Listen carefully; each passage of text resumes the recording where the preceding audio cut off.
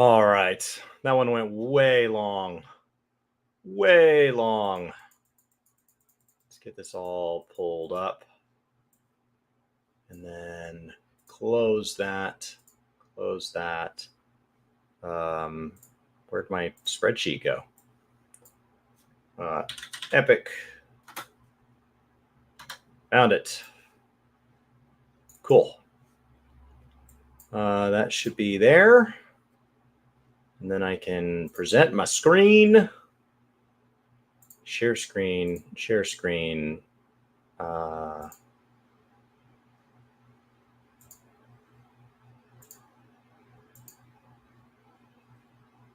Great.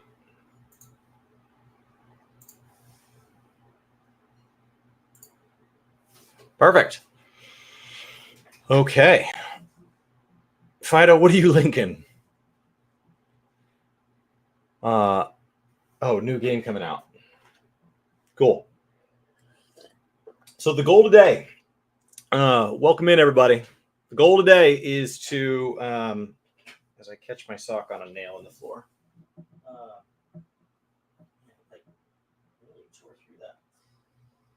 The goal today is to plan all of the patch content for 7.0. I've done a couple of them. And then I want to kind of talk through when we expect things to launch and when we expect various pieces of content to be here. So that's the plan. The answer to every present question: how much damage could New Age weapons do to a medieval army? Some of those games are mesmerizing to watch. You may have missed an update. What happened to Work to Game? Work to Game's still around. I was just on Work to Game for YouTube. And then the Twitch side, we just split them up. Brian's been creating a lot more content than me over the last 9-10 months. So Twitch channel's now his. And then I'll be over here. Welcome in, guys. Welcome in. So, yeah, so we're still collabing and stuff. It just kind of splits us up. Just to be really honest with like we just have different amounts of content that we make, and over the years we've always adjusted like where the money's gone and things like that. But you know, with the amount that I've made content over the last 9 months, the amount of content I'd like to make, it's just really hard to predict all that. So it's a lot easier to just be two guys that like talking about games and kind of just split that portion of it up. All right. So 7.0, right here, 7.0 is going to launch 6/28 of this year. How am I running?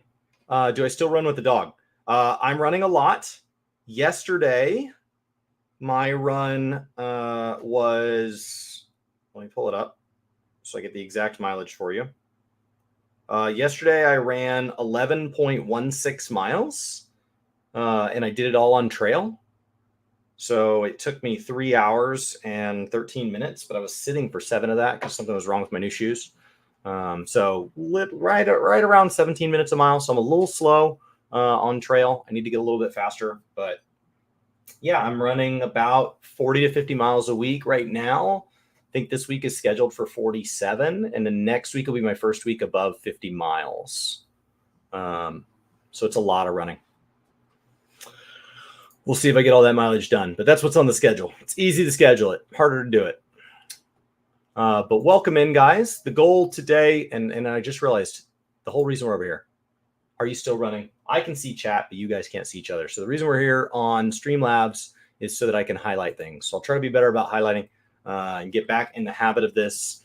Start knocking the dust off because I want to stream during Dawn Trail, but I don't want my first streams back to be during Dawn Trail.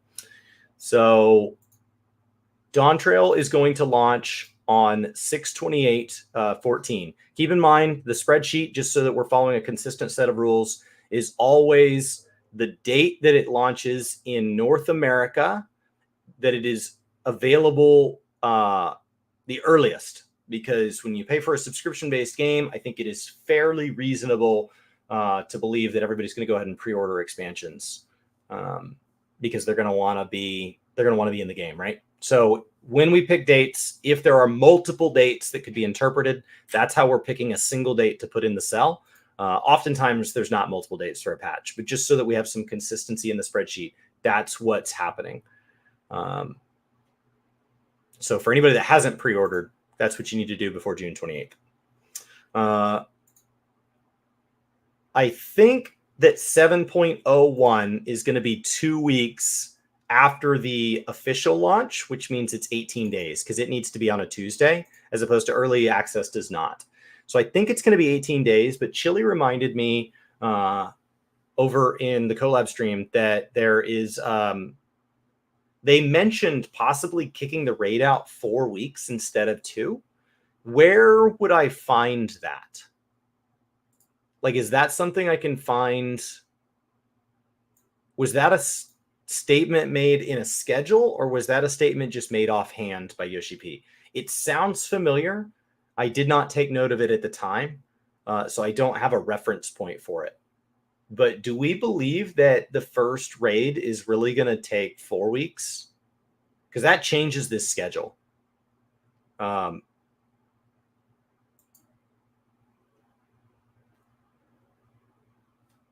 Chili may have an article. That would be great. That would be great. Because 2 for normal, 4 for savage is what's typical. Let's back up in time here. We are at 5.0, and it's the 2 weeks plus the 3 days of early access. 6.0, 2 weeks plus 3 days for early access.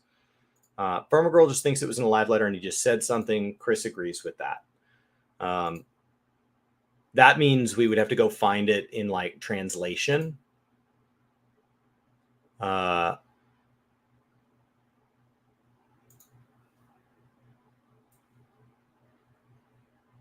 right. The new alliance raid, new 8-player raid and alliance raid data.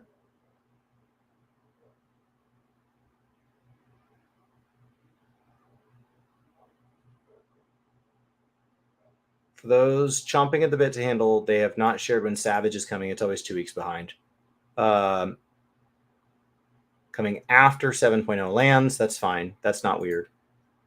The question is it different? This was from Tokyo Fan Fest, so this would have been back in January. So if we hide out over here and we go grab the translation Discord, that's what's above me. It's up there. Can I easily get back to a specific date? So this is May. It's still May.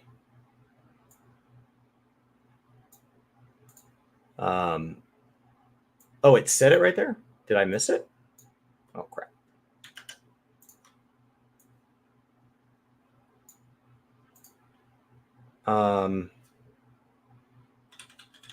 Tokyo Games.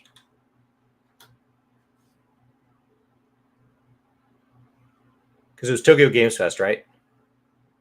So I think we can back up enough. This is, man, it's the problem is that it's like 100 posts per live stream. All right, so there's April. It's just January. We'll go back manually. It's not about efficiency. We'll get there. Good afternoon, everybody. Welcome in. Oh, it was not Tokyo Fan. Tokyo Fan Fest. Oh, that explains why I didn't find it. All right, so we're back in April.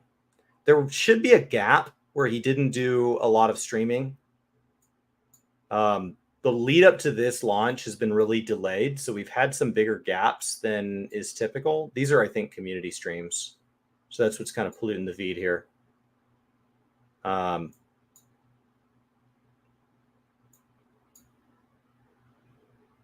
Still April.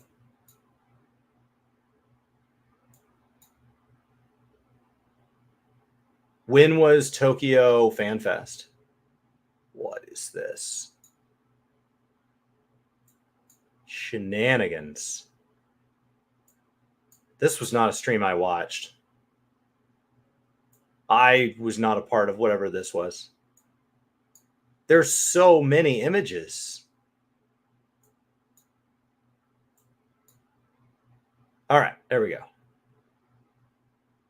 Oh, there we go. Okay, here we are. We're at the right place. So this is after. So they were going over these random statistics. There were a bunch of really cool random statistics, and it would have been at the beginning of this stream.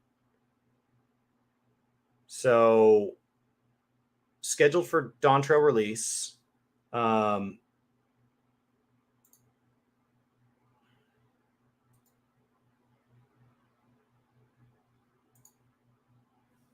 right. Make it rain campaign, early access. This doesn't go out past early access. That's until Dawn release.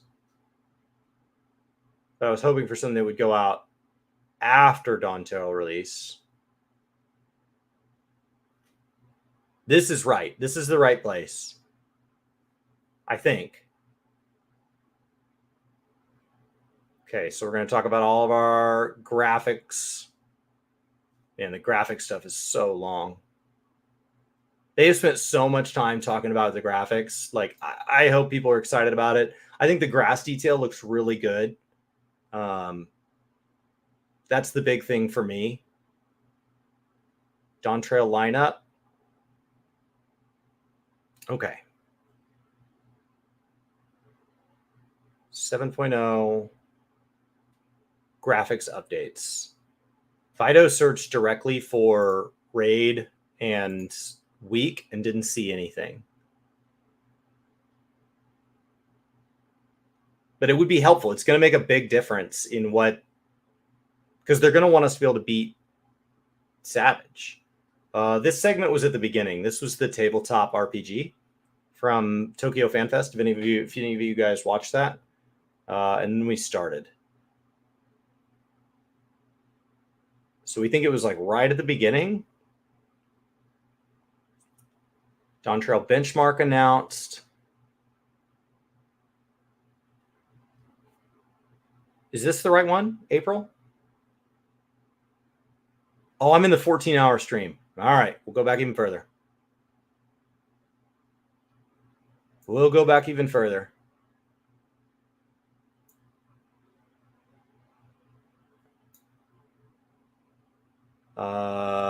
Oh, this is where we got our date. Dawn Trail Summer. This is March. Man, I can't believe it's already been since January. Time has flown, guys. Time has absolutely flown. Let's jump up. Okay, here's January.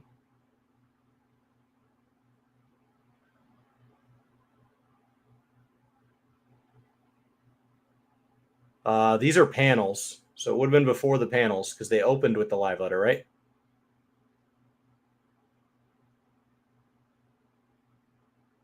Next up, flashback with the cast. So many questions and answers.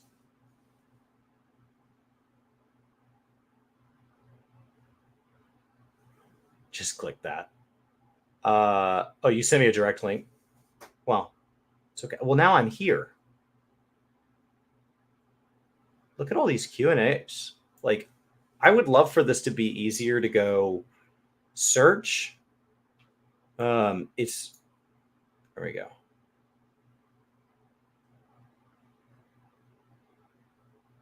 Ishpi's already having fun. All right, did you already send it?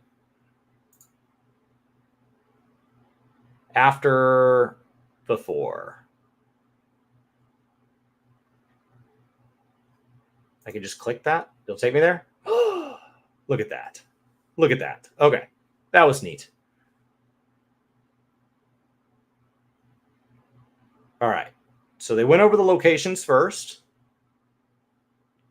Solution 9. I still don't know what any of this stuff is, but the new job action trailer stuff seemed to have some things taking place in this.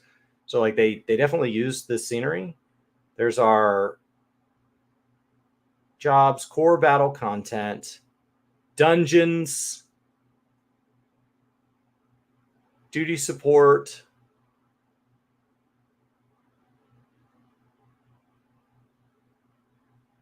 eight-man raid. Okay. Story is complete. Normal and savage as usual. That's it. It doesn't say anything about delayed.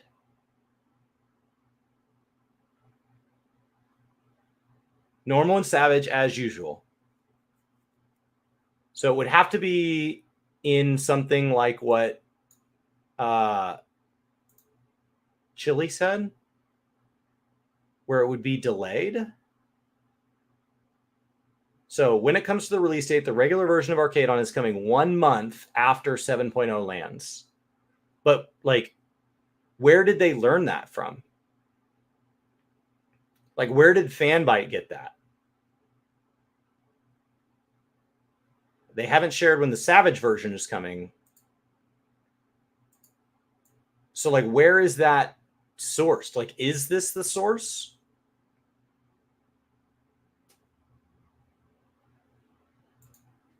All right. So let's assume that it's 1 month. That's a long time, guys. That's a really long time. It makes me wonder if we're going to get a 0.03, a 7.03.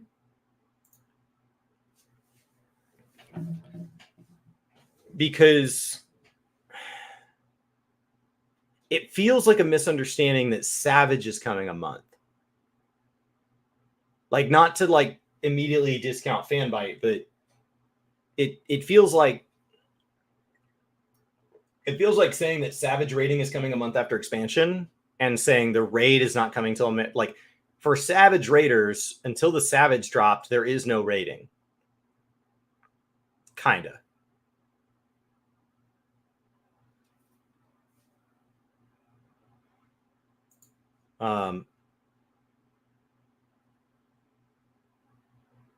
So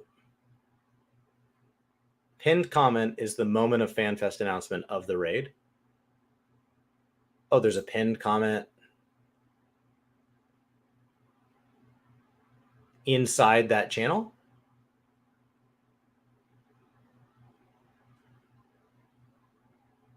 Where? Pinned comment where?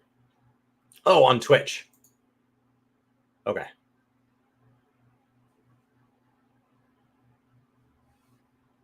I don't actually know how to get to that.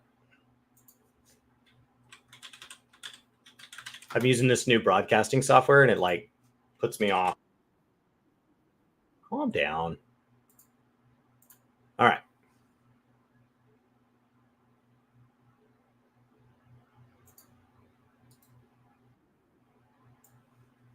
Okay.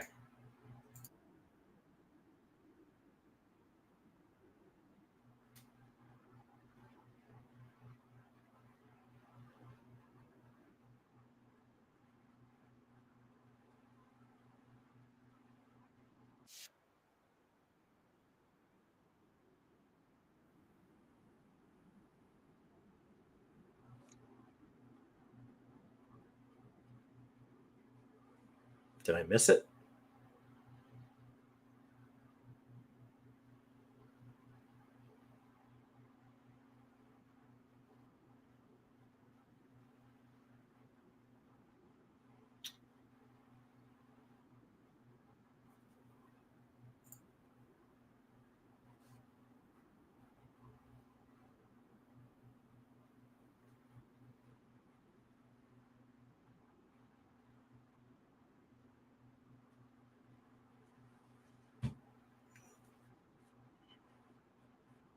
Oh, you guys can't hear the video?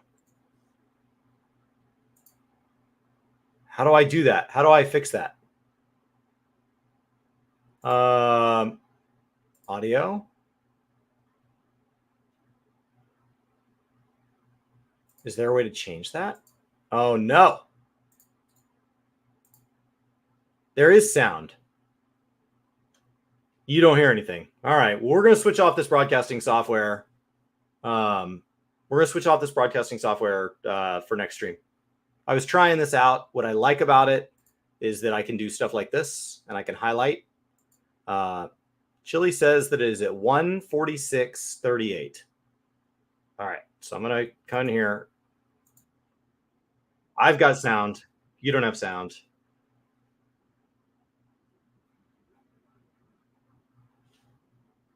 All right, so they've just confirmed that it's going to be a complete original story. That is not new information to anybody that's familiar with the game.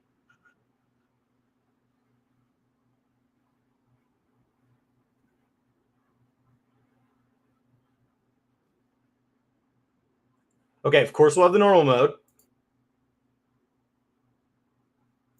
as well as Savage.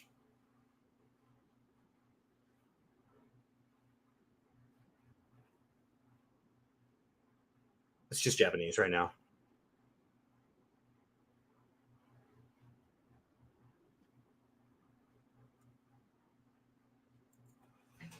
Okay, we will release normal and Savage in sequence about 1 month after 7.0. That's the exact phrase. That's weird. That's weird. Okay, so that means that most likely 7.01 is going to instead be 1 month. So that puts normal. I'm going to go save this right there. 146. What was it? 146.38. All right. Just going to timestamp that. And then another 2 weeks till Savage. It could be wrong. Now,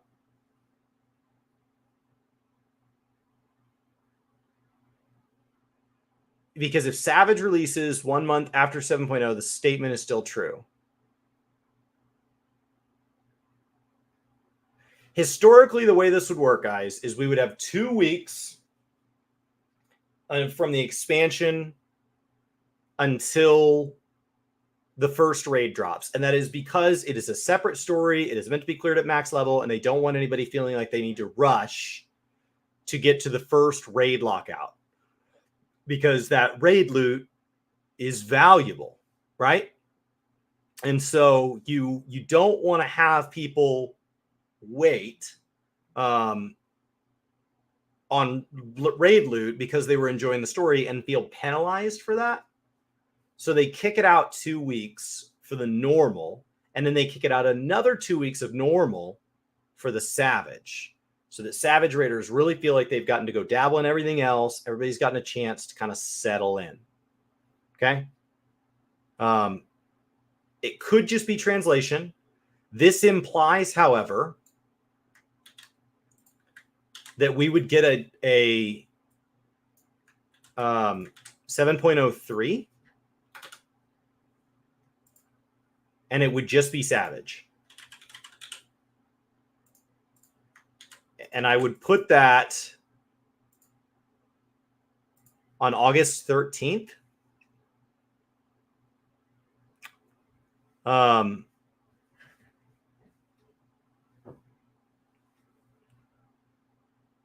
And then I would kick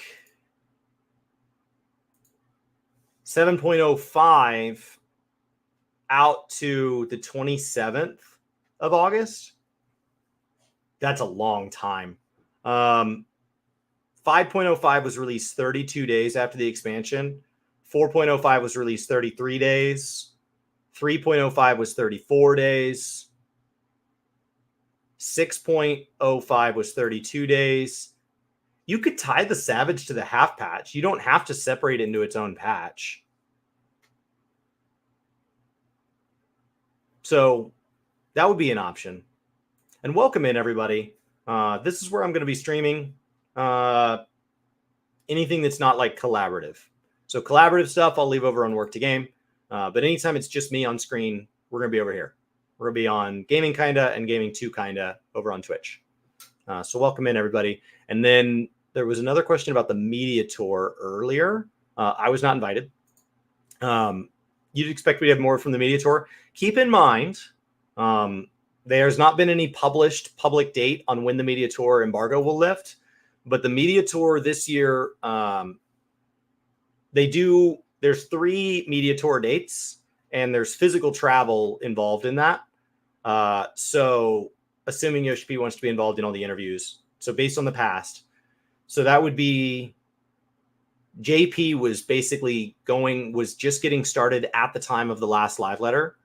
And then they would need to do both EU and NA. So it's possible. I don't have the dates. I was not invited, but it's possible that the last of the media tour is not happening until this week. Farmer Girl agrees with that. NA was this week. So that means you would want to give everybody, like, ideally, you'd want to give everybody a week or two. Keep in mind that you're asking people to be really, really quiet for a long time. So I think you're most likely looking at information dropping in the next 2 weeks.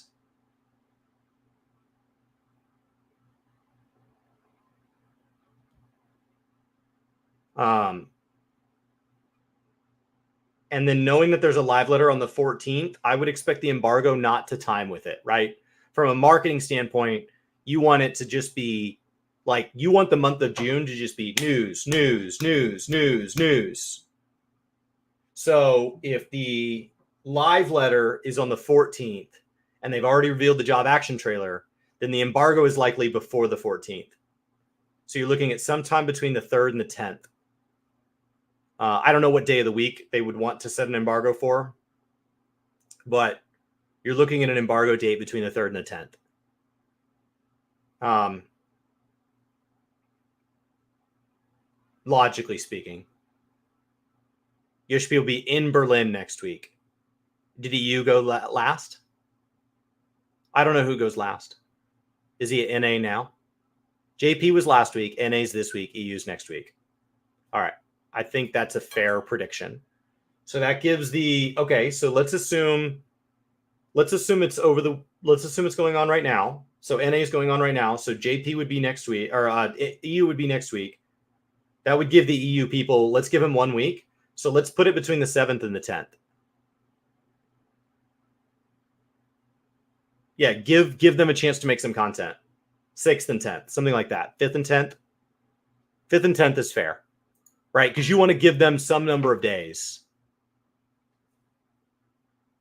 So, Taylor, welcome. All right. So, live letter embargo is probably sometime in the next 2 weeks, give or take.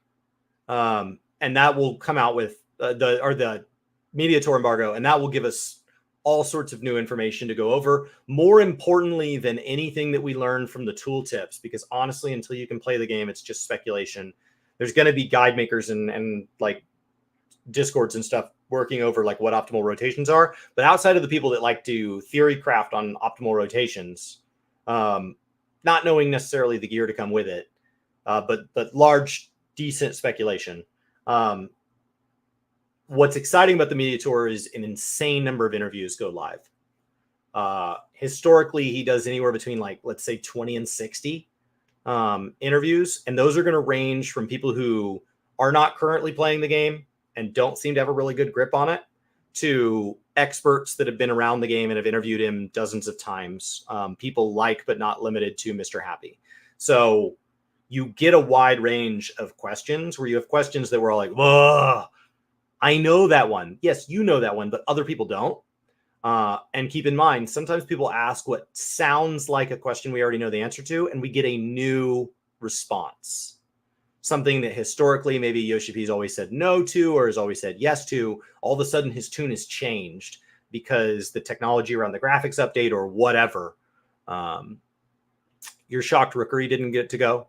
We did not get to go either, Farmer Girl, and the people that I have reached out to that I would have expected to get to go that are not like the big names, they did not get to go either. So I believe that it was physical. I believe the media tour was in person, which means that it's probably about a third of the size of the last media tour, which means that even if there were no new faces, even if you only wanted to introduce people who have been before, you would still have to cut 2/3 of them. And there are new faces. So there's going to be a lot of people that didn't get to go. But that's okay. I'll tell you, when they tripled it for the digital, it made me want it always to be digital because the number of people that got to be involved. I got to go to the Endwalker one, and I got to go to the Shadowbringers one. The Shadowbringers one was physical, and it was really cool because everybody got an interview, and I got to take a picture with Yoshi P, which I always have on my phone. It's, it's just this really special moment for me. Let me see.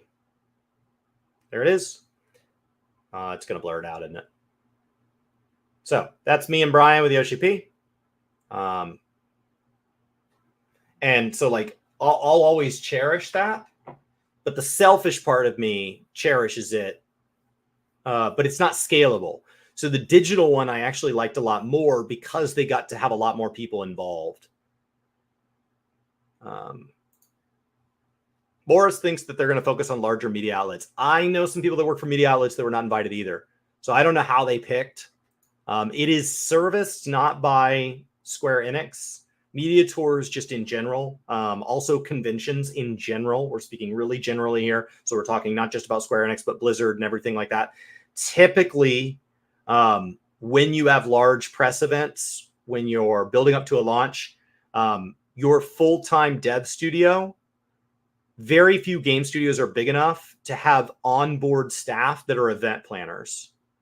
Most game studios outsource that to production companies that handle this all the time. So for any of you that got to go to FanFest, there were all the people in the bunny shirts at NA FanFest.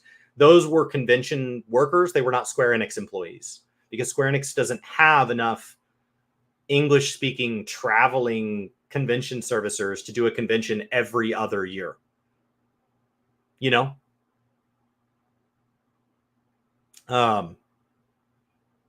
So my experience with the game events, having been to several of these and having known some industry people, is that it's probably put on by a third party. Square Enix had one. Yes, I had some friends who were on Blizzards and they got cut. If you guys remember the big Blizzard layoff, I remember that there were people that worked for, they helped do BlizzCons, and then no more, that their jobs were gone. But I'm excited about it. I have another one of these spreadsheets somewhere that has every single question from the previous 2 media tours. I did them all that I could find. So I went and watched every video that I could get a translation to if it wasn't in English. And then I covered every press site that anybody linked me. And that was awesome. Richard's only advice is to People Network. The coolest experience that I've had in gaming, and then like I definitely can't speak for everybody, and like, in your profession, you never know who's going to walk in the door. Like no matter what you guys do for a living, you never know who you're talking to, who you're sitting next to on a plane. Was when I got invited. So Brian and I went to NA FanFest, and one of the community team members that's no longer at Square recognized us. I don't believe he is. Recognized us and upgraded the passes for us. We had gotten through the lottery. We'd paid for passes, but he upgraded them to media passes. So you had like a separate metal detector and you got to sit up in the section underneath the big boom video camera. So it's not like the front and center seats, but they're reserved for you.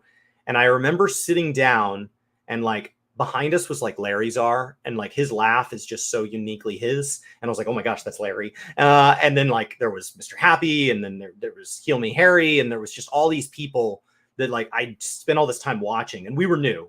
We were brand new to content creation. It was our first. This was the NA Media Tour mid Stormblood.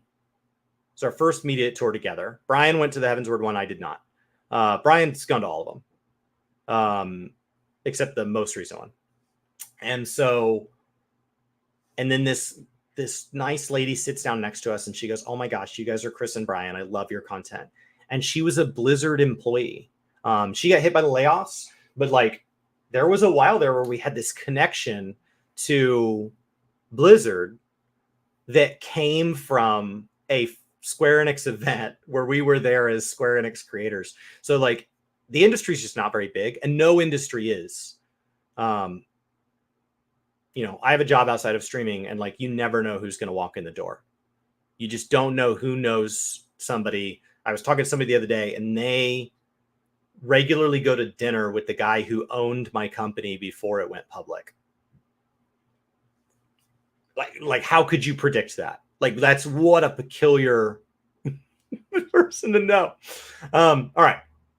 So if we're going to trust the way that Kate phrased the translation, then we expect 7.01 with normal to drop at the end of July. That's weird. That's very atypical. That would be the first time they've delayed that long. Maybe there's like some final quality checks. Maybe the story's just that long that they're worried about it. And so my natural tendency would be to kick out a new patch. We occasionally get like .x3s or something like that when there's an additional piece of content that has to drop. But her phrasing could also have the normal way apply.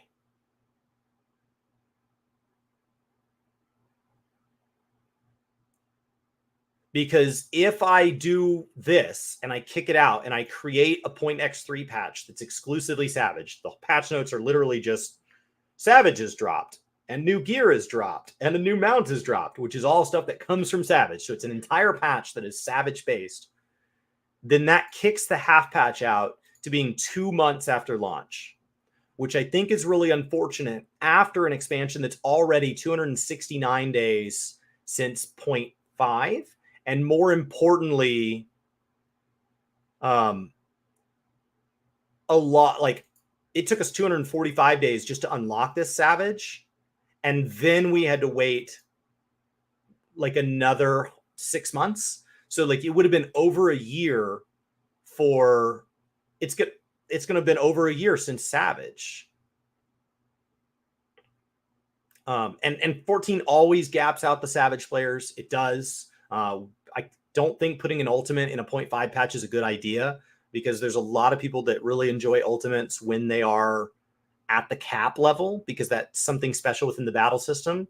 Past battle systems get maintained by the sync system, but not perfectly. So there's something special about doing it on patch for the kind of players that like to do that. So I think this doesn't make sense. I think instead you would just drop Savage with a half patch, which is weird because then you're dropping Savage with all the other stuff that typically comes out in a half patch. So I think I would take it as a translation error. And I think I would set this back. So I think more likely it's just a translation. Because remember, we already have an ultimate coming in a 0.1. I don't think we'll get 2 ultimates this time, but I could be wrong. But we'll get an ultimate in 0.1. Yes, Chris, we'll have ultimate Eden in 0.1. So let's put that back there. Let's delete this row.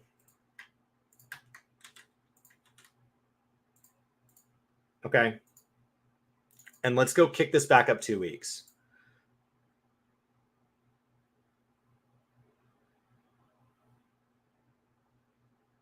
So this would be Savage. No, I think it's still going to have to be its own patch. But I think it's probably there.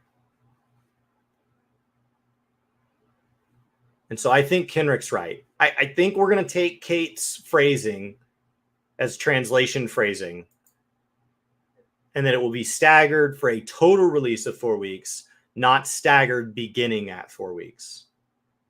So this would be Savage. And that would put us at the end of July. That's all that's in that patch. So if they decide to number it, it's not like, I mean, this is way better than when you talk about like Guild Wars, where like I had to come up with my own numbering system because they don't number their patches. But it's much cleaner than World of Warcraft that has a different number of patches for every expansion. But I think we're going to end up with Savage dropping at the end of July.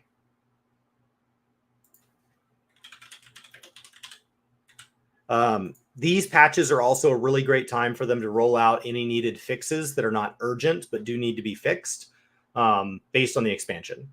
There is no amount of testing that mimics the number of hours played of a launch. You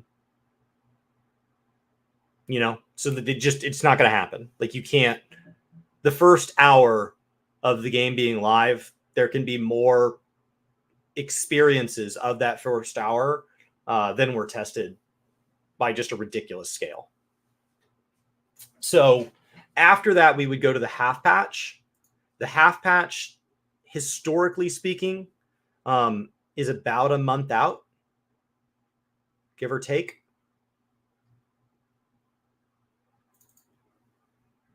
And I think they're probably going to be, I think they're going to slow play it. I think you kick it out just a little because of the graphics update. That's my speculation. I'm not sure on that.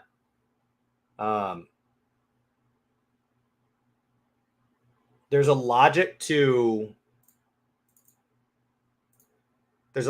just leaving it here and just dropping Savage with it. That's kind of how it worked last time. The original half patch is kind of just unlocking the rest of the things that should have been out on launch, and we were going to focus on MSQ. So it's not as loaded as some of the later half patches where you have a relic, and then PvP. I don't think turns back on until 0.1. I think they said PvP was going to take a whole patch off. So, not to mention, usually it's not extreme. What's it called? Unreal usually takes a patch off as well. There's just plenty going on, right? Like an expansion 7.0 is our single largest patch, even if there was not a half patch. So Chris agrees with me. PvP coming in 7.1. I feel like that was a statement that was made. So if we kick this here and we just delete this,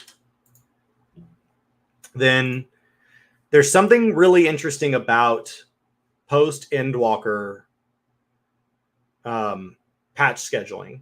So for anybody that's never, maybe you're new to the game, or you just play the game every couple of patches. You take time off and you come back. So you only play on the Savage releases, or you play once at launch and then once in the middle and then once at the end, or just once at the beginning and then once at the end of a patch. Patches in Final Fantasy XIV are odds or evens, and they just fall in those two families. So you have the launch, the 0.2, the 0.4, and then the 0.1, 0.3, 0.5. The gap between those is fairly straightforward, but it does undulate. Back when Yoshi P was first taking over, it was all over the place. And look at the number of patches. But as soon as we move into a Realm Reborn, which this is where I started playing, you have somewhere around 100 days. So it's fast. You have 100 days-ish. As you move into Heavensward, the very first patch is slow, but after that, we get back down to that 100-ish. This is why we start to see, as they support more and more systems, that they do things like pull back on the number of dungeons that we get per patch, because it slowly dropped from 3 to 2 to 1.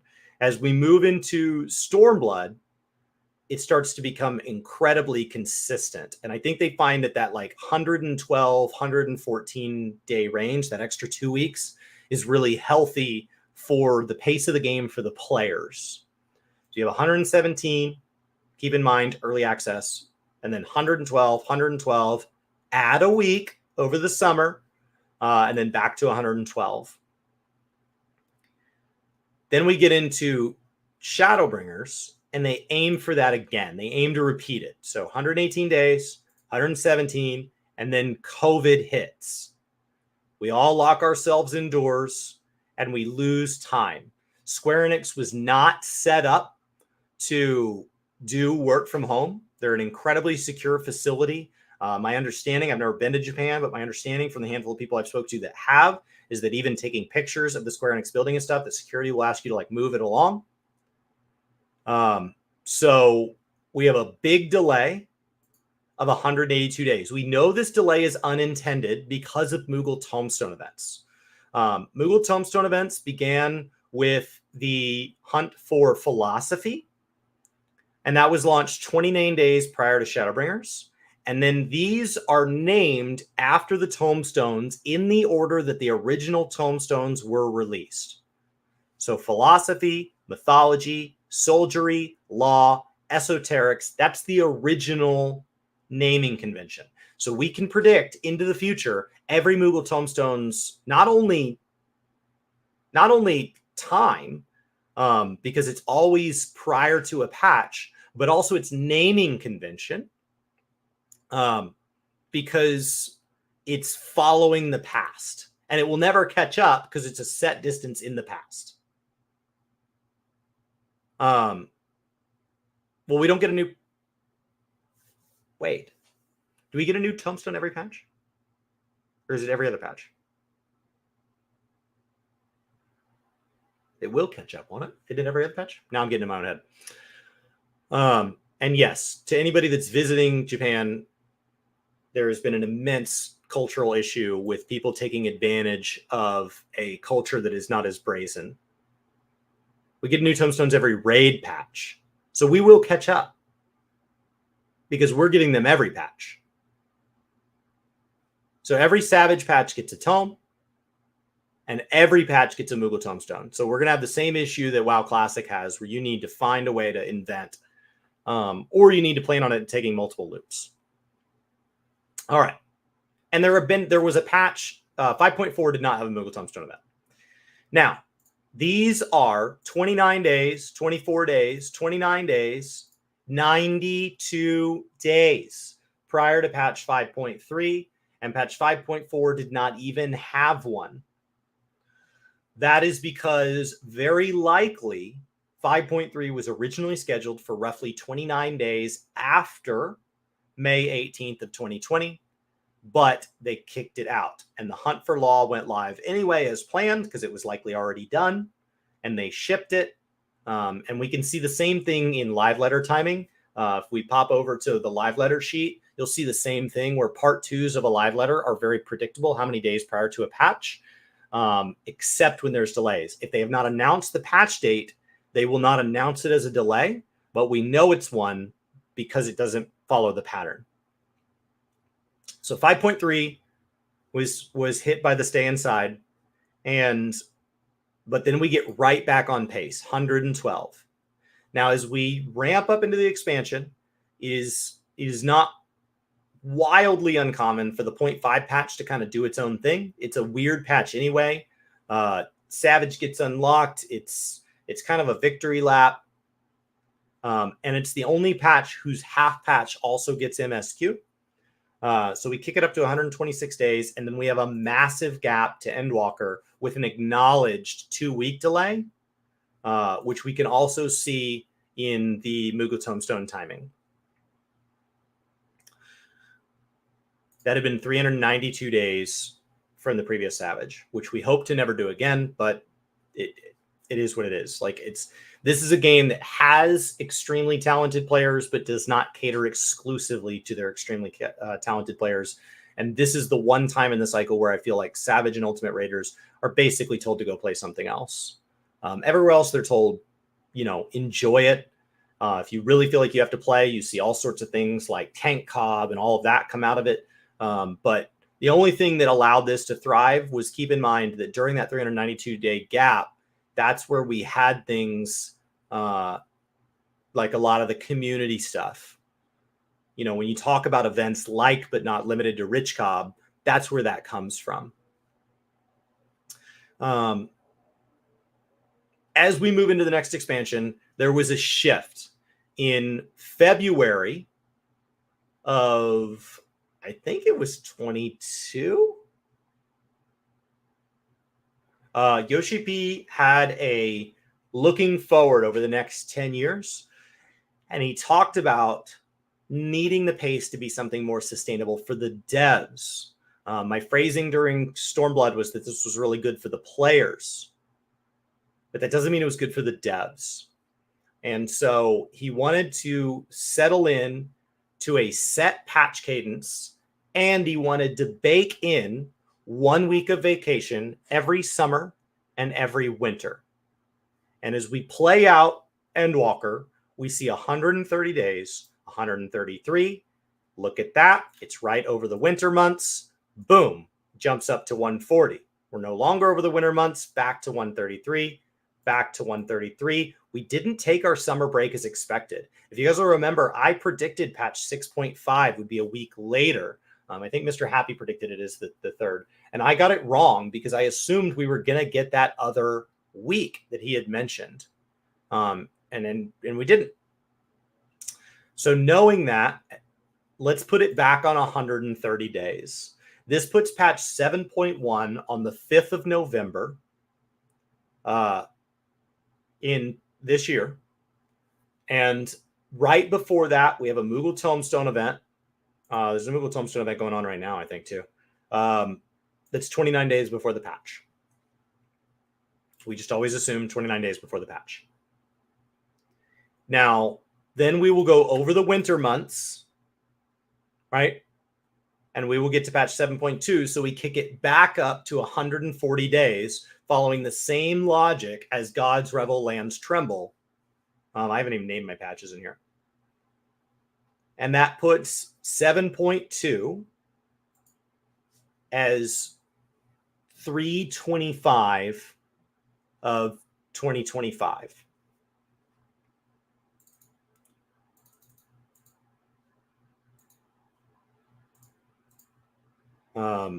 It's always on a Friday. Or not. Monday? Monday. So the Moogle Tombstone event will start that 24th of February. And that means our second Savage will drop here with patch 7.21. So it'll drop in April. So I think that feels healthy. I think the first 2 patch cycles feels really good. We don't get PvP until we're in the 0.1. And even then, it was said in the 0.1 as a cycle. When they refer to future patches, they refer to them as a whole category. So it's an entire chunk. The reason I'm delaying Savage here by... well, it was only 1 week. Savage was only delayed 1 week here.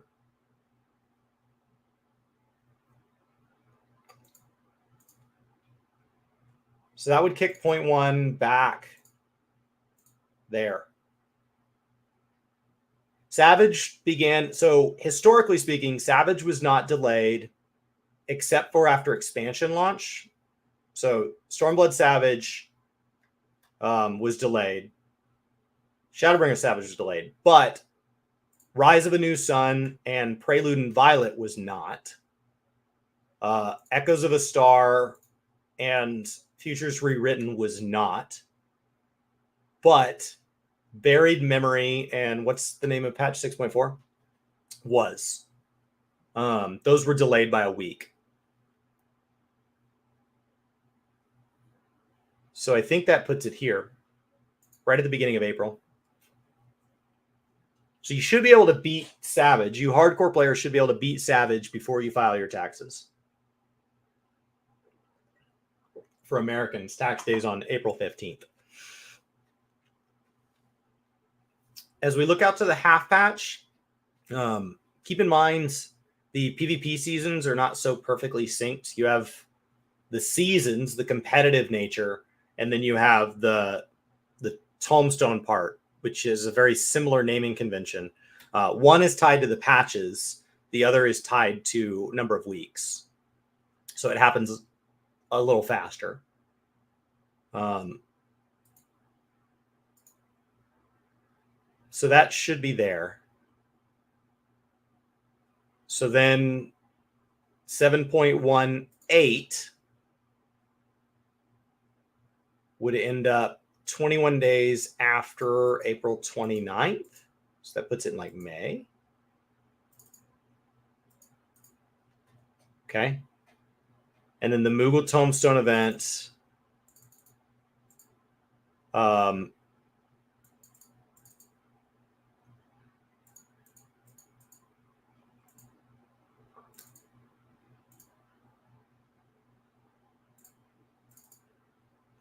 Why? Is that a Tuesday? That's a Tuesday. Is that a Tuesday? That's a Tuesday.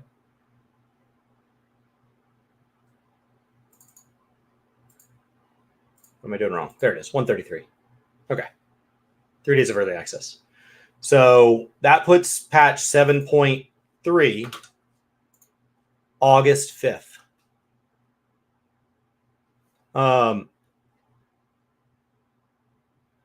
August 5th. So we're over a year in the future now. As we kick this here, puts this in July.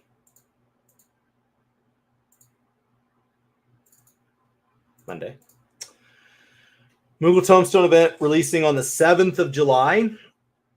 I'd love to go back and start looking at seasonal holidays, but I don't know that I'm ready for that level of granularity. 7.31. Keep in mind the odd numbered patches are when we get alliance raids. The odd numbered patches are when we get it typically is kind of your more casual content. So the even numbereds feel like they hit harder. So if you were going to play just a couple times expansion, I think you would come back at probably right at 0.2 and do the Savage. If you don't want to do the Savage, come back at 0.3 and catch up. And then ideally come back at either 0.4 and do the Savage if you're into that, or come back at the 0.5, keeping in mind at that point that FanFest season has already started. You could catch up on all the story. It would take you so long to do all that that ideally you'd be right on the half patch. Any guess on possible FanFest dates? That's a hard one to predict. Don't know that I've put them in here yet. That's something we could definitely go back and try to do. I'd really like to just get through like 0.55 today and see where they're at, but I'd love to slowly flesh this thing out. All right.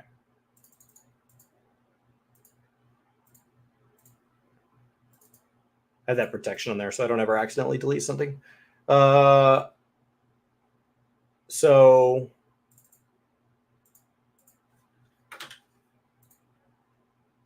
$7.35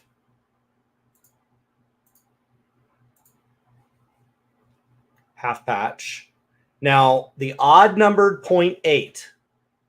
So the 7.38, 7.18, those are when Savage unlocks. So that's when the weekly lockout lifts, is the following patches, the odd numbered patches, 0.8, which is typically something like 2 weeks after the, is it 2 weeks after the half patch, 4 weeks after the half patch? 4 weeks after the half patch. So 4 weeks after the half patch is when we can just go farm unlimited Savage loot. Go nuts. Absolutely.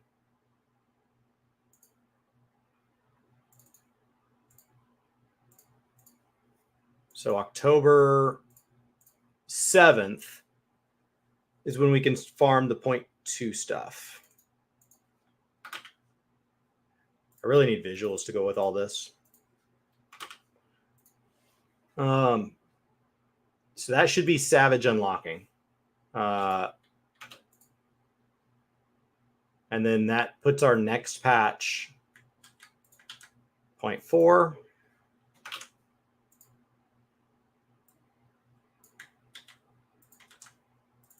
0.5.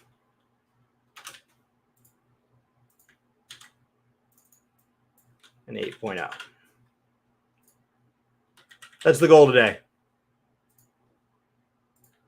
Crail, how are you? The goal today is to get to 8.0's date. So if 7.4 is located 100 and it's not winter yet.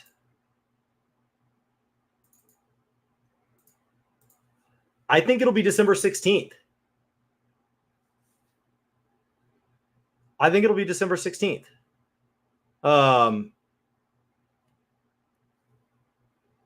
We're probably going to FanFest somewhere early 2026.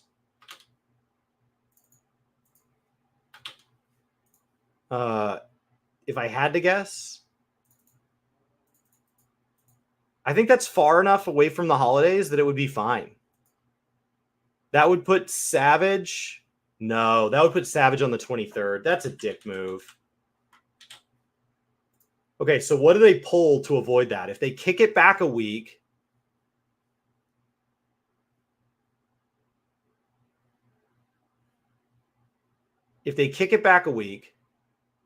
I think NA is always first. EU and JP rotate. So I think NA FanFest is somewhere here. So that was your question: is when is FanFest? Right. So that's the question. December 23rd. Kick that out. There. One more. Savage on the 23rd would suck.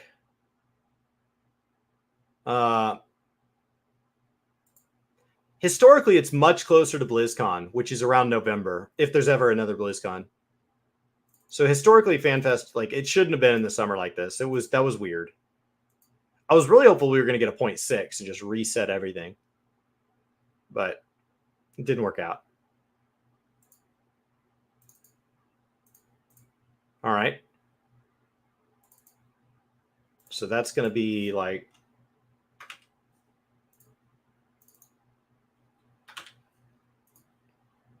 close. There we go. I don't know. What do you guys think? Would they release a Savage on December 23rd? This would be we're not starting with an A again, are we? We are starting with an A again, aren't we? This is Savage A 9 through 12. And this is going to be Savage A 5 through 8.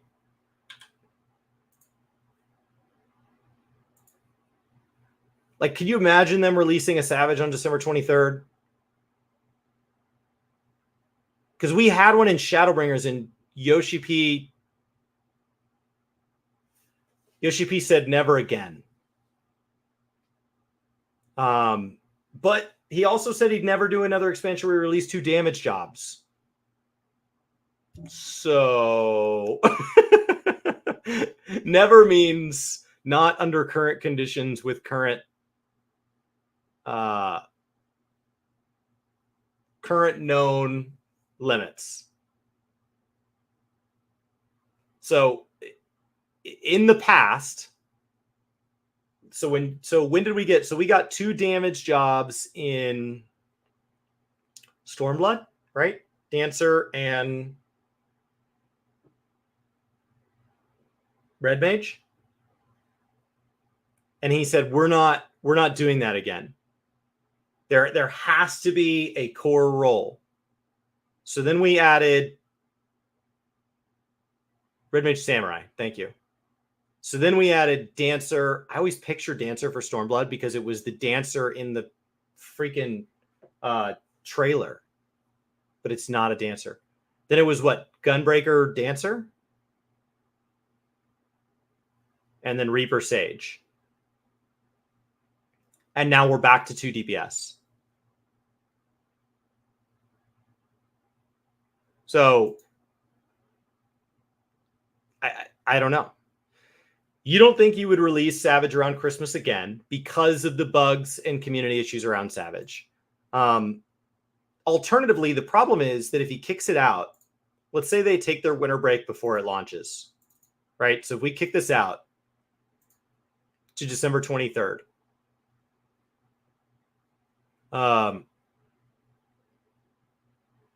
then that kicks Savage to New Year's, which is its own set of problems. So New Year's being a week after Christmas means you can't just kick it out a week. How long until we go down to 1 job per expansion? Honestly, I feel like we should have done it now.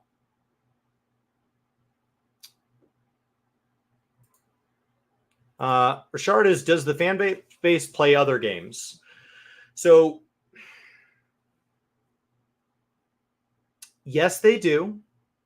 However, Yoshi has always said this is a game that is designed so that you can take breaks. The times not to take a break, the time-sensitive content, not I like to do it when it releases, I prefer to do it when it releases, but the races are typically going to be on your even-numbered patches with your relic grinds, since we believe we're getting another city building event, with your relic grinds being tied to your half patches. More significantly, I think they've been a little pendulumy, if I remember correctly. Maybe if Chili's still around, he can answer that.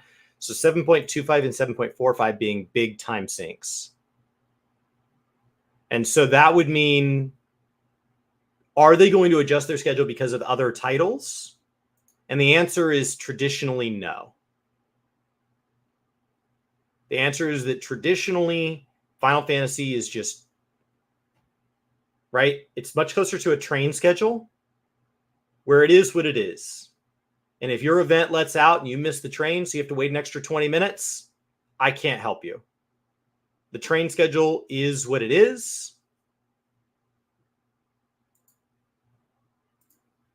But Rocio says, what if you kick it out? Right? So what if you do a 2-week delay? Now, Yoshi P is a gamer and he likes his gamer cred. So he will argue that something kicks out for Elden Ring, but I don't think that's actually what happens. It's called Galactic Exploration. Thank you.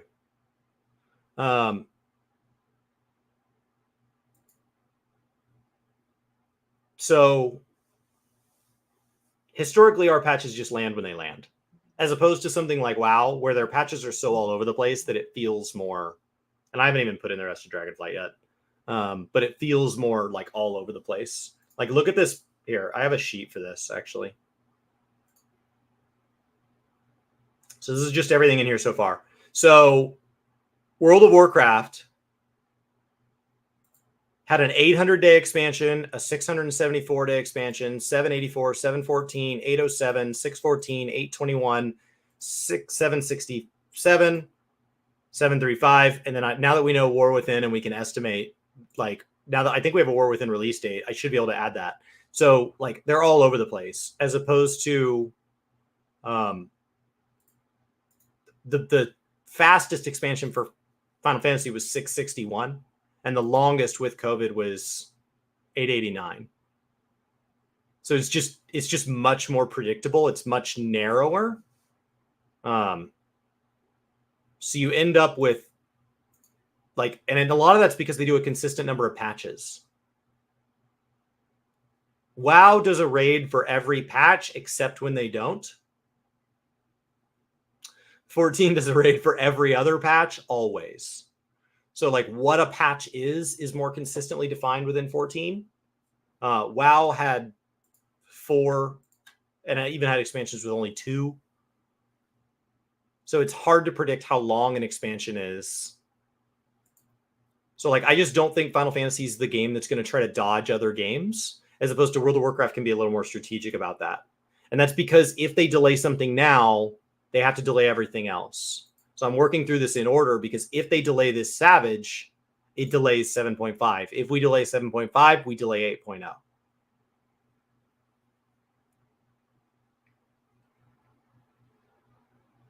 So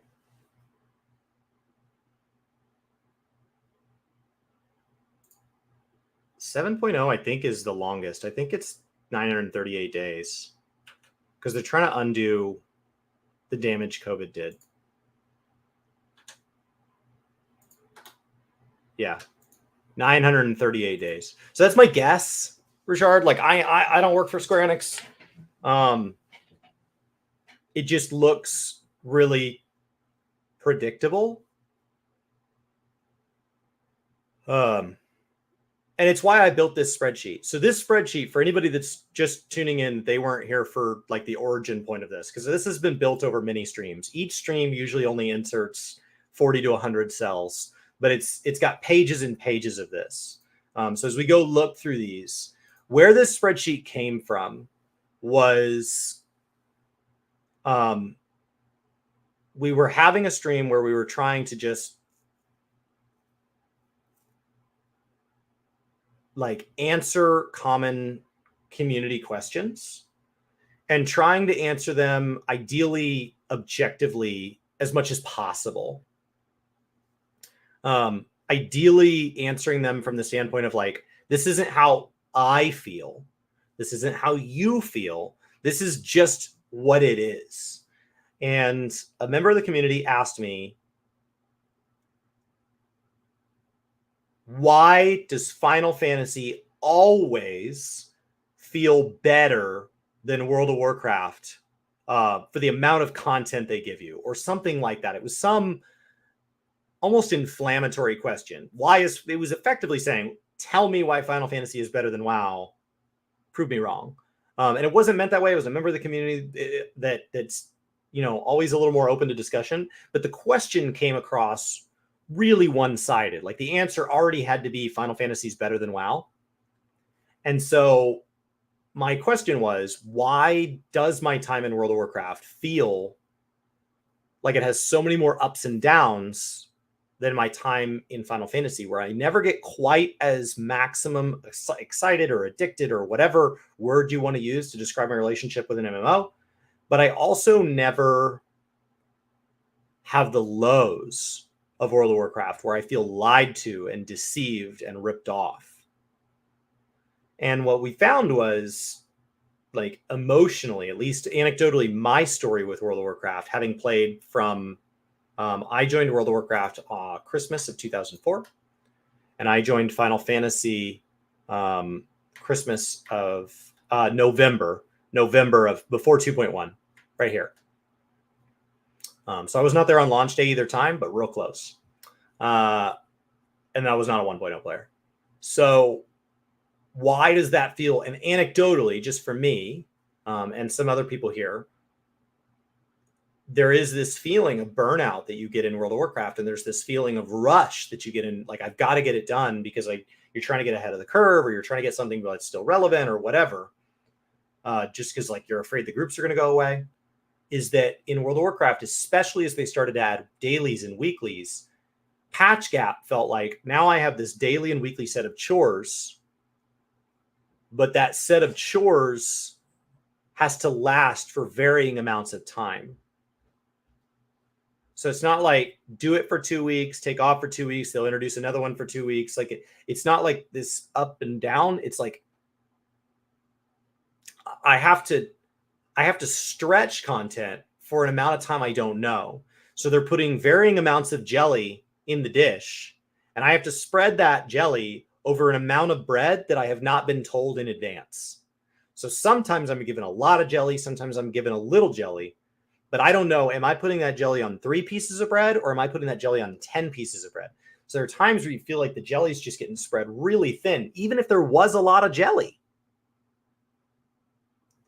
But within 14, you are given the pre-packaged jelly. It doesn't come in a bowl. It comes in the pre-packaged, and you are handed that pre-packaged jelly with 2 pieces of bread. And it is always 2 pieces of bread. And yes, World of Warcraft gets more raid bosses, more dungeons, more loot. Like World of Warcraft is a bigger game. Total number of patches, total number of quests, total number of ways to play PvP, total number of ways to do small group content, large group content, number of difficulties. World of Warcraft is a physically larger game. But it's sometimes it's just nice to know. I might still be hungry, in which case I'll plan on going and eating somewhere else, but I'm going to get my 2 pieces of bread and my little packet of jelly. And if I come back tomorrow, I'm going to get my 2 pieces of bread and my little packet of jelly, and I know how many days it is between patches, and it's always the same. And there's something really nice about that.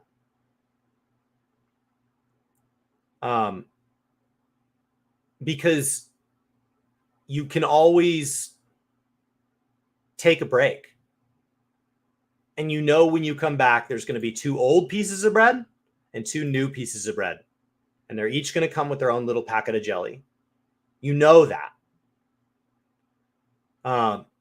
As opposed to World of Warcraft, where it's like, so do I just have to check your website all the time to know if the patch goes live? Like, how do I know when I should play again? Like, is it good now? So I have to go and watch a YouTube video to determine if I should come back to the game. So now you've created a chore in knowing whether or not my break is over. As opposed to Final Fantasy, people are like, oh, I never liked the mid patches. I never liked the 0.2, 0.3, 0.4s. You know? 0.35 is like a big moment for the relic. But if you don't like the relic, it always feels like, oh, there's too much emphasis on the relic.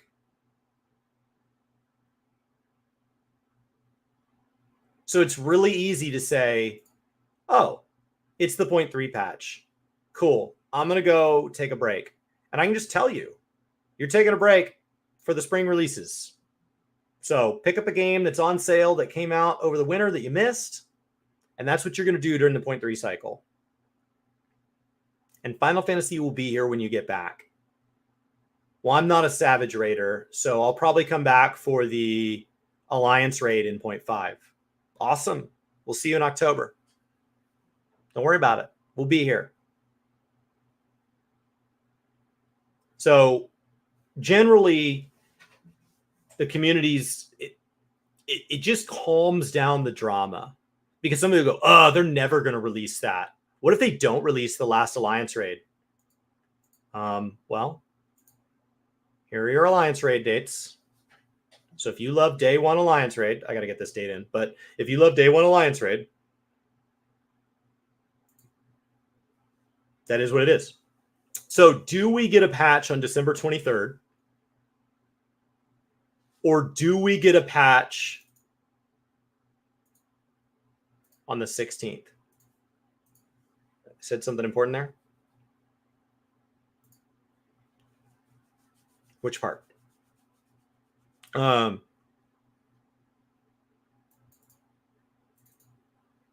think the schedule allows for people to have the freedom. In my experience in life, like I have a lot of friends with kids, the kindest thing you can do, if you cannot be unlimited amount of accommodating, if you can be an unlimited amount of accommodating, great. You're an awesome person for them to hang out with. But if not, the kindest thing you can do is give them a very firm expectation of what's going to happen. Hey, we're going to go to the movie on Friday, the 29th. We're going to see the 6 p.m. showing. We'd love if you could make it. That way, with all the variables in their life, they're not trying to gauge how to fit you in. Oh, well, my kid has a soccer game that day, so I definitely can't come. Great. Then we know that. You don't feel like, oh, well, I got to tell you, definitely give me a seat, but don't charge me for it. But, my kids' soccer games are always on Thursdays. Let me see what I can do as far as childcare on Friday. I'd love to make it. I'll get back to you. Like, it's just so much easier when you have people in your life that have a lot of variables. Just set it and just leave it as a rock that they can rely on. You know, we go do trivia every Tuesday. You're always welcome. Well, I can't make some Tuesdays. Don't worry about it. You are always welcome. It's every Tuesday. If you ever have a free Tuesday and you're like, what can I do? You're always welcome. But it's always on Tuesdays. It starts at the same time, at the same place. And allows people to feel like I can come and go as I please. And if I'm having a lot of fun, let me try to make a priority of it. Let me try to make it every other week. And if I miss a week because of vacation, I'll just get back on it when I return. And that's what Final Fantasy allows for. You should never be rushed. There are events where people like to be crafters or gatherers. There are events where people like to do battle content. For me, as a non-Savage raider, I've cleared Savage, but not a lot of it. It's not my thing, and definitely not week one. I love day one of Alliance raids. It's my favorite single day outside of expansion launch. So I know that I need to plan on sometime around November 5th, sometime around August 5th of next year, and sometime when we add this one in, that if I want to watch the utter shenanigans that is day one of a 24-man raid that nobody knows, that there will be beautiful chaos on those days. And other than that, I don't mind clearing story a week after everybody else. Doesn't bother me. It doesn't bother me. So if I'm late to a point two, then it is what it is. So I know to kind of clear my schedule for those dates. And that's what I like about it. I can never predict what's going on in WoW. So it just feels like a game that punishes me anytime. Like, I never know. I'm actively subscribed to both games. WoW punishes me anytime my life is not WoW oriented. And Final Fantasy says, come and go as you please. Don't worry about it. We'll be here. So let's set a 7.5 date. I think they release Savage right up against December 23rd, because the alternative is to release the patch close to Christmas and the Savage close to New Year's. And I think this is the least bad of those options. So I think that you kick this out to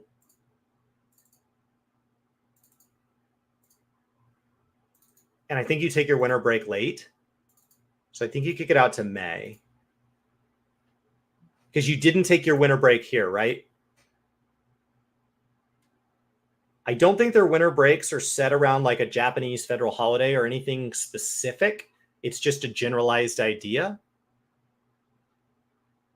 Cloud thinks kick the 7.4 the week after New Year's just to dodge both.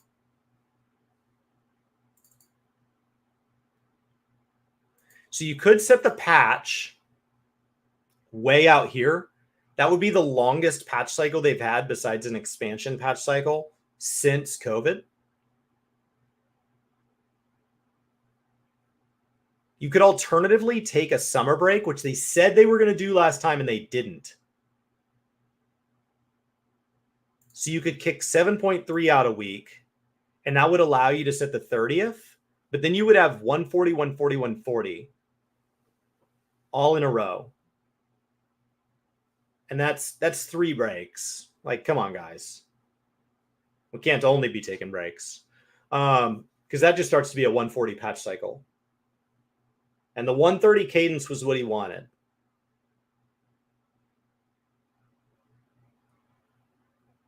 He called it out as a number of months, but I think of the game more as weeks. And I count it as days because of things like early access and like tomestones that don't launch on Tuesdays. If everything around this game was a Tuesday, I'd only count in weeks.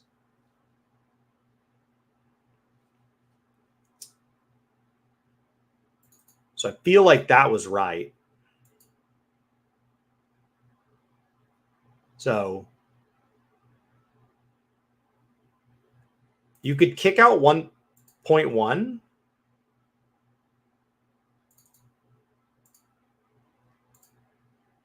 And then that would let you kick this out.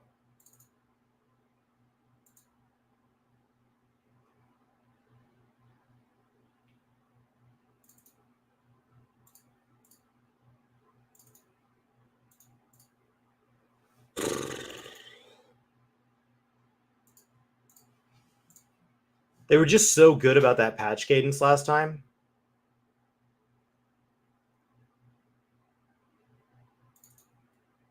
But you end up with a January 6th Savage.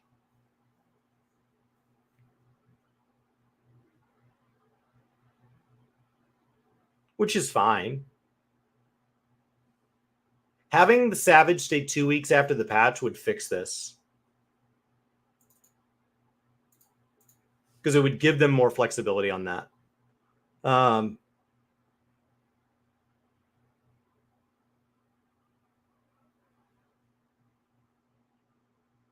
I do feel like we'd end up with a lot of memes if we had Savage fall on January 6th. But that's a uniquely American thing.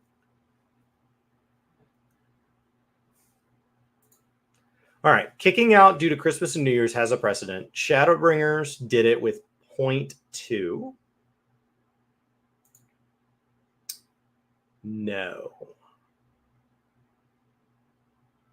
It didn't fall around Christmas.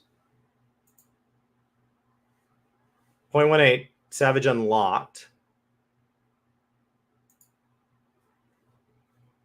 No, that was right. 117 days was spot on. 117 days was great. 118, 117, 112, 126. The one to mimic is Stormblood. Like, my God. They took a winter break here. Ish. Keep in mind, I'm counting to early access. And they took their break early here. So they lost a week on 0.4. Had they pulled this week off 0.4, it would have literally been all just 112s the whole way down and then pulled that up. But that kept this January.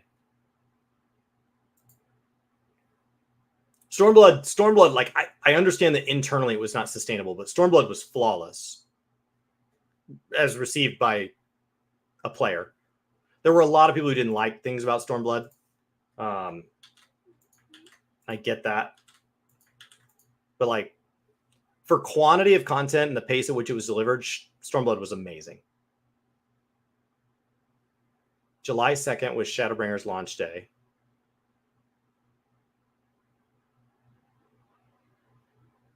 Same as Dawn Trail. Patches are longer now. Make sure it's doing the right math.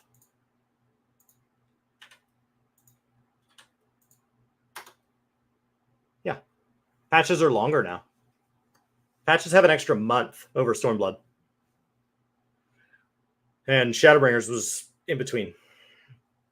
So Shadowbringers, we were looking at, they're 2 weeks longer than Shadowbringers.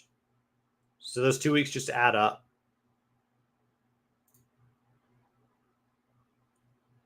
I don't know. December 30th, I feel like is right.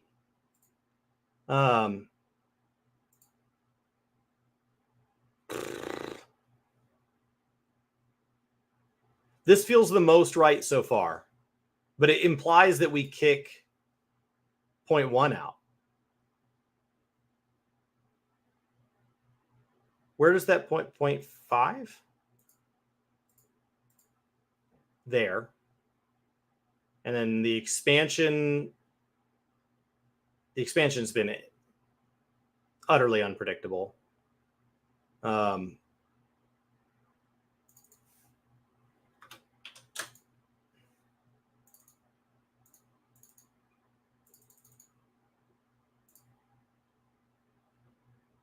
They wouldn't want to do it. If the patches are longer, how'd I get it earlier? What do you mean? Shadowbringers launched the same day. 0.2 was in February.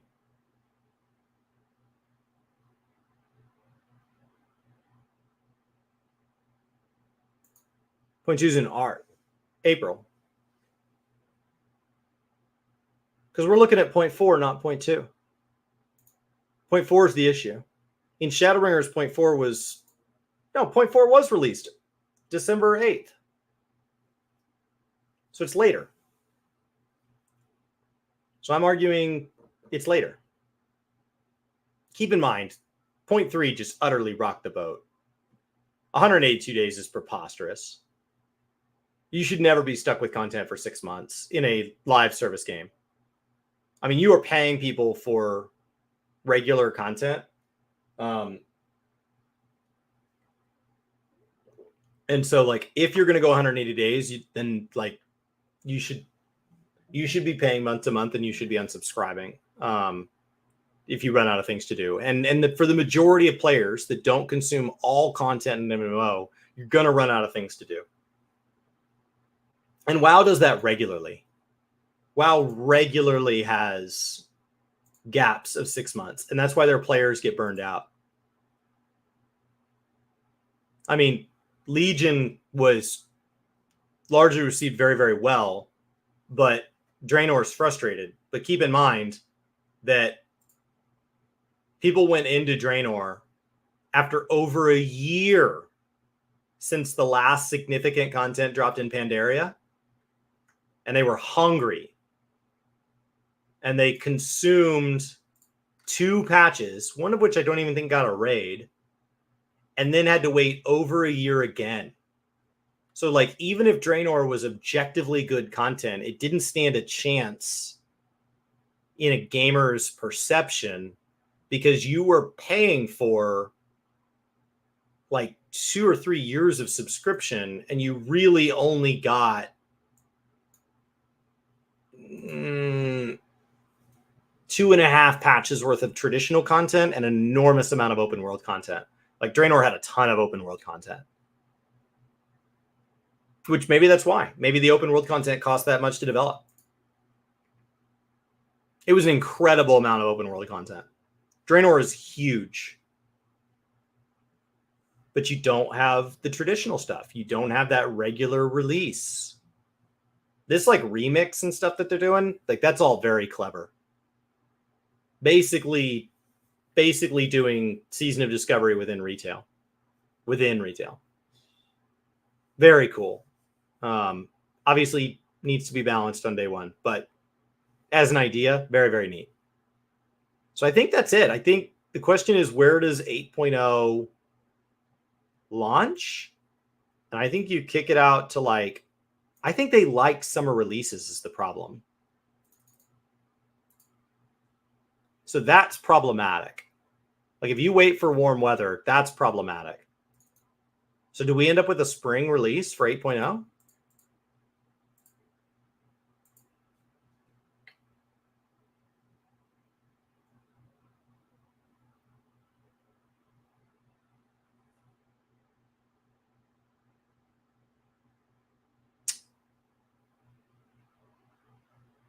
I think they'd keep wanting summer releases for expansions. So maybe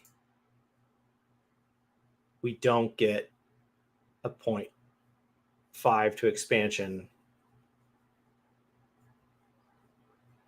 I think they like summer releases as well. I agree with you. I think they feel good.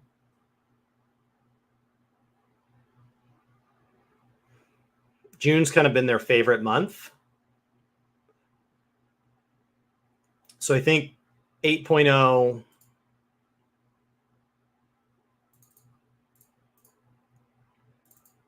Can we please go to the South Sea?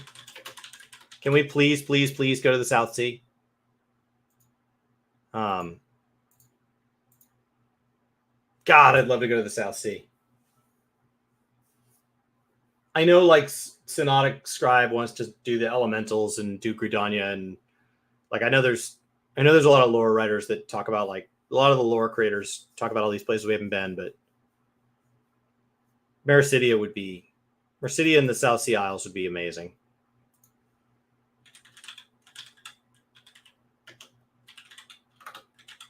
But that's not based on any prediction. That's just me saying what I want.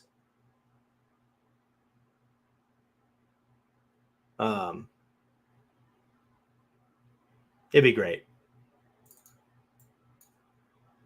But that's not a prediction. It's just, please, can we go to Mercidia?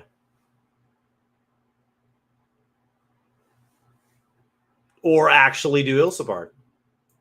Yeah.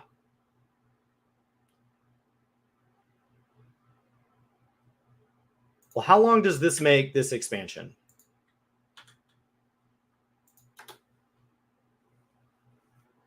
Oh, man. They're going to have to slow the patches down again then. Because this is what the template says. Like, this is a very reasonable interpretation of the template. So we've got 0.1 coming out in November, which I think is fair.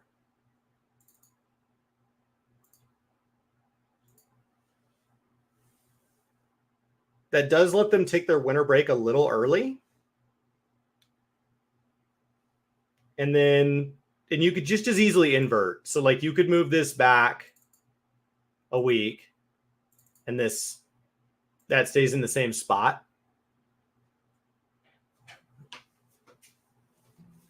Which might feel better. Give us our first alliance raid.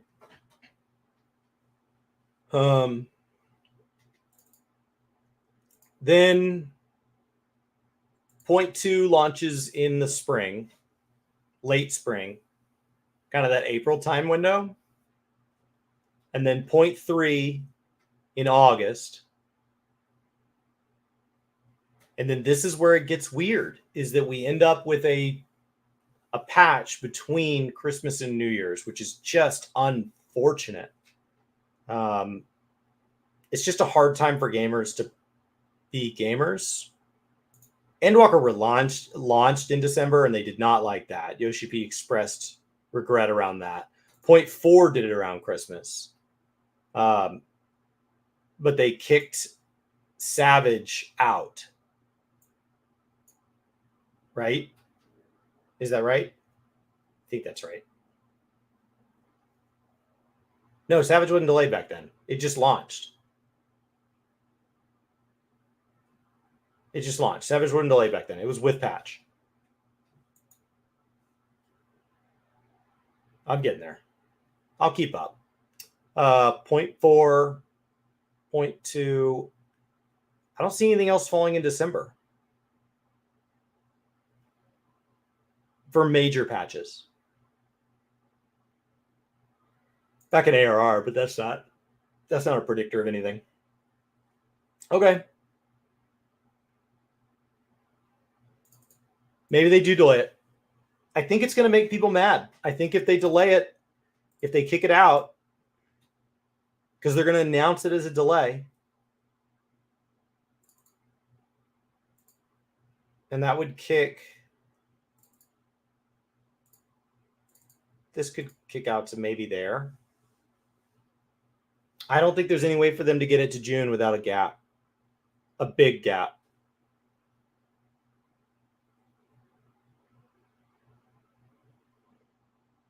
This is why we needed to move to 0.6s. 0.6 has fixed this, and last expansion was the Endwalker was the expansion to roll out a 0.6. Either way, I think NA FanFest is probably around November to February of 25 into 26. So it's winter of 25. I liked the other date better.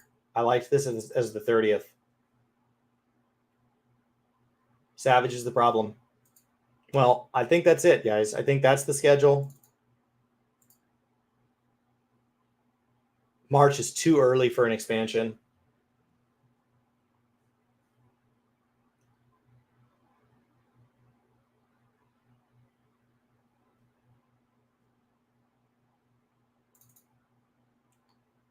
I don't know. I don't think they want them being 3 years. So alternatively, you could alternate. You could go back to a winter release. Something like that.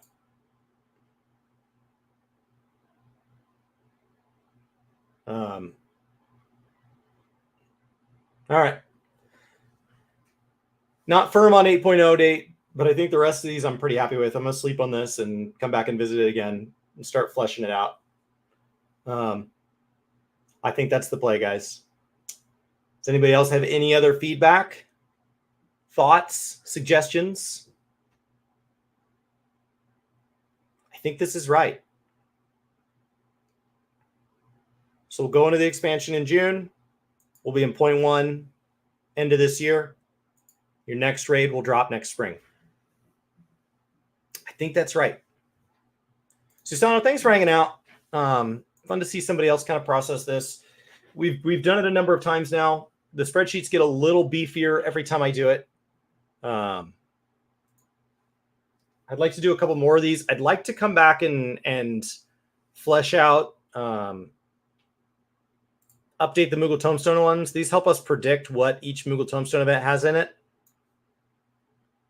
And I'd like to finish up this one. This goes over how many bosses we get per patch. It heavily shows that World of Warcraft is actually the game that gets you more content per patch and possibly even more content per dollar of subscription paid, but it's just delivered so inconsistently that I think that it's not received that way. Especially because World of Warcraft is so front-loaded. So what'll happen with World of Warcraft is they'll release, so like Burning Crusade is one of the beloved expansions. Look at how many dungeons they released at launch.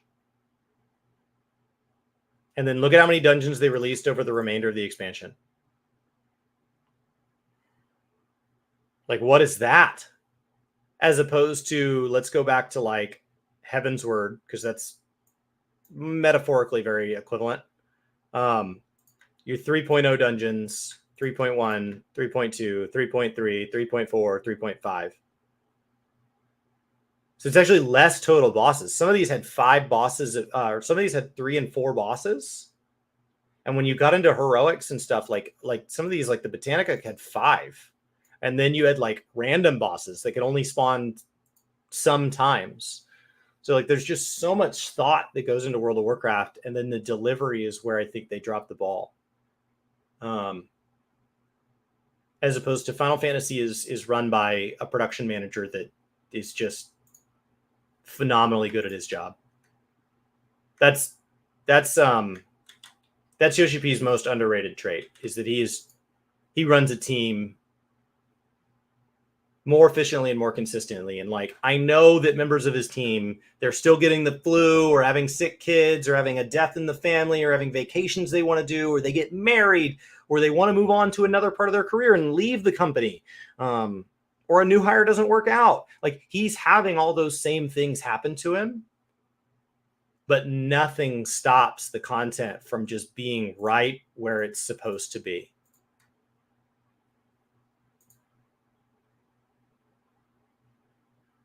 So what does that solve for WoW? Players burn out playing all the dungeons over a year. If they break it out, people could complain just not enough content.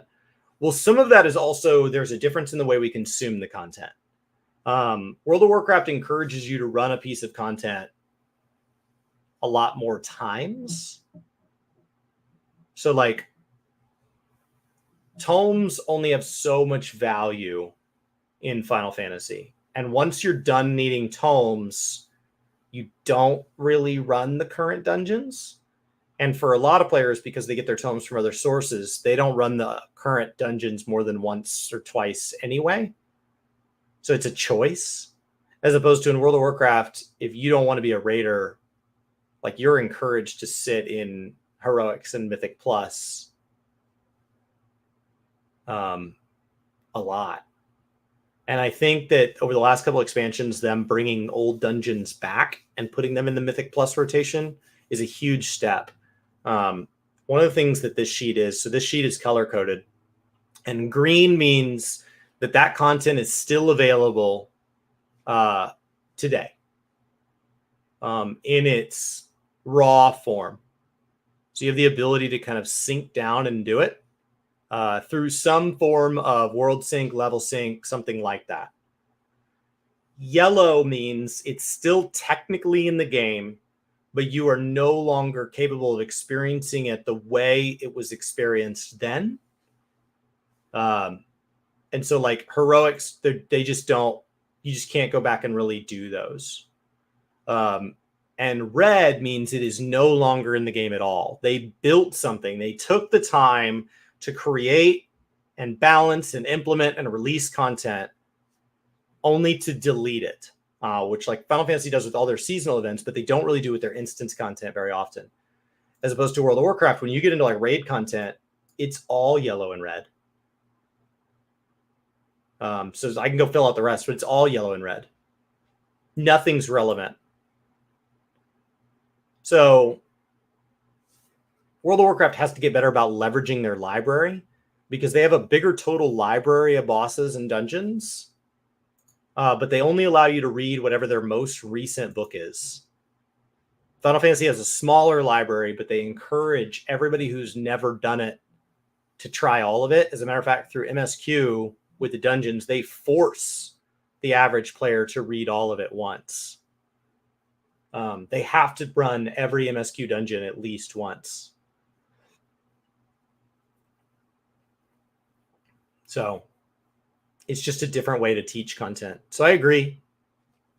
You can't just say, oh, we'll just release less dungeons now and do more over patches. You have to do something with it because so much of their content is tied to things like Mythic Plus. And so much of their gearing up is advantaged by things like Heroics. Final Fantasy's dungeon model, if exactly copy-pasted, would feel really, really sparse in WoW. I mean, it feels sparse in 14. That's just not considered a bad thing. Well, guys, have a great day. I'd like to get back to streaming more regularly, especially as we build up into June.